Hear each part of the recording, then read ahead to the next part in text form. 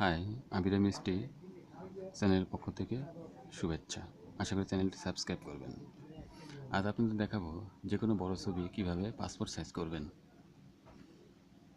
Adobe ফটোশপে। আপনি Adobe Photoshop open করবেন। এই যে আমার অ্যাডোবি ফটোশপ CS 8.0 আসছে। এই যে 8.0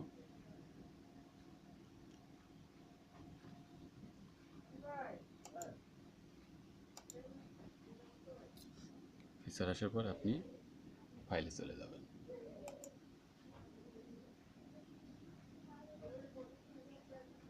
ফাইলে আসার পরে আপনি ওপেনে চলে যাবেন।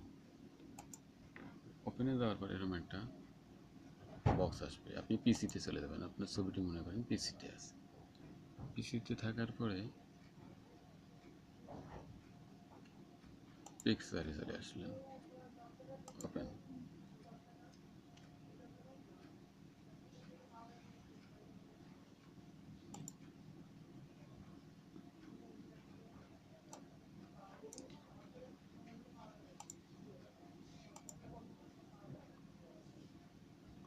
আমি ছবি খুঁজছি, চিন্তার কোনো কারণ নাই। আপনি আপনার কম্পিউটারে সেভাবে খুঁজে নিতে পারবেন। এখানে ওপেন করতে হবে একে একে, ধাপে ধাপে। আমার ছবিগুলো শেয়ারিটির মাধ্যমে নেওয়া আছে, শেয়ারিটি আছে, ওপেন করছি। এই যে পিকচারে ছবিগুলো আছে, ওপেন করলাম। এই যে চলে আসছি। আপনি ছবিটা না আপনি পারবেন, এটা নিয়ে সংশয়ের কিছু নেই। আমি একটা ছবি সিলেক্ট করছি, ওপেন করছি। এই যে আমার এই ছবিটা পুরো পাতা জুড়ে আছে। এই ছবিটা মনে করেন আমি এখান থেকে কাটছাট করে এখান থেকে এই তো টোটালি এটুকু দিয়ে পাসপোর্ট সাইজের ছবি বের করবো। মানে এটা আমি আপনাদের দেখাচ্ছি যে কীভাবে অন্য যে কোনো বড়ো ছবি থেকে পাসপোর্ট ছবি করবেন।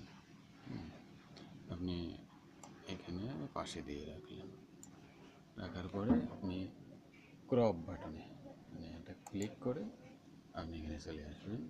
এসে যে ছবির উপরে এই যে রাখার পরে দেখবেন এই যে আপনার যতটুকু লাগে এই যে সব দিকে ফেস্টু তো হতে হবে।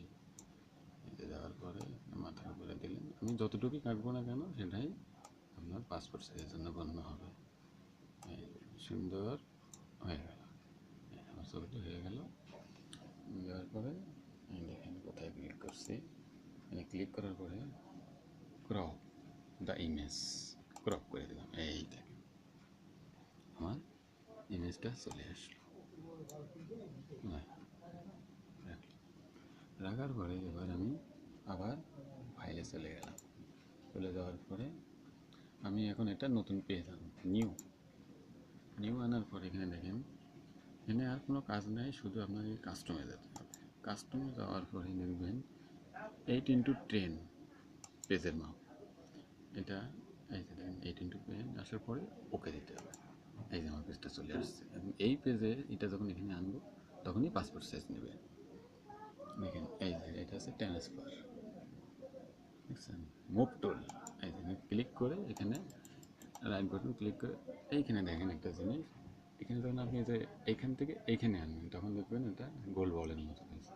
তাহলে বুঝবেন যে আপনার ছবিটা ট্রান্সফার হচ্ছে। এই যে এখানে দিলে পরে ছবিটা হয়ে গেল। এই আমার পাসপোর্ট মাপ। এবার এটাকে আমি ধরে সুন্দর মতো নিয়ে আসলাম। এবার এখানে আমার একটা কপি হয়েছে।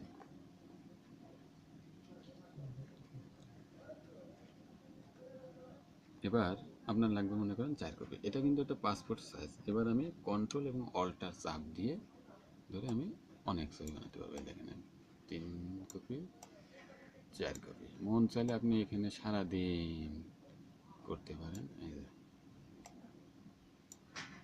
এই যে এখানে আনেন, যেখানে যত বানাতে পারেন, যেখান থেকে যত চলে ব্যাস। বানানোর পরে আপনি এটা কেটে দিলেন, এটা আপনার আর দরকার নেই।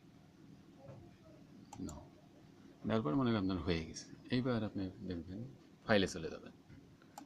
ফাইলে যাওয়ার পরে ফাইলে নিচে দেখবেন প্রিন্ট আছে।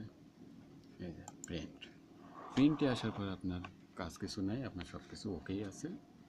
প্রপার্টিস আপনি পেজের বিষয়টা আছে, পেপার টাইপ, এখানে প্লেন পেপার, এখানে ক্লিক করার সাথে সাথে দেখুন অনেক ধরনের পেপারের কথা বলছে।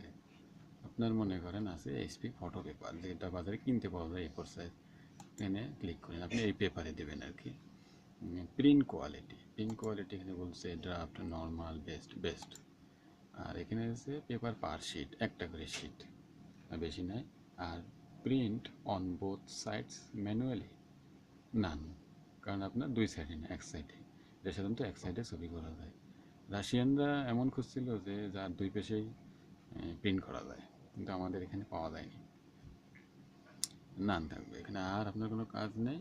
এবার নিচে চলে যাবেন, ওকে চাপ দেবেন, দেওয়ার পরে এখন এই যে ফাইনালভাবে যদি আপনি এখানে ওকে চাপ ক্লিক করেন, ব্যাস অটোমেটিক আপনার প্রিন্ট হতে থাকবে।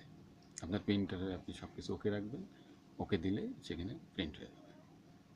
আশা করি এটা বারবার দেখলে আপনারা বুঝতে পারবেন, কেউ একবার দেখলেও বুঝতে পারবেন। আশা করি চ্যানেলটি সাবস্ক্রাইব করবেন। Thank you.